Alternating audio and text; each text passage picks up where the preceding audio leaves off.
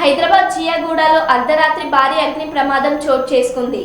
వెంకటేశ్వర కాలనీలోని ఓ సోఫా తయారీ గోడౌన్లో మంటలు చెలరేగాయి.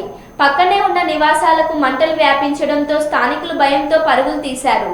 ఈ ప్రమాదంలో ఓ చిన్నారి మృతి చెందగా 15 మందికి గాయాలు కాగా ఉస్మానియాకు తరలించారు. ఫైర్ ఇంజిన్ సిబ్బందికి అక్కడికి చేరుకొని మంటలు ఆర్పివేశారు.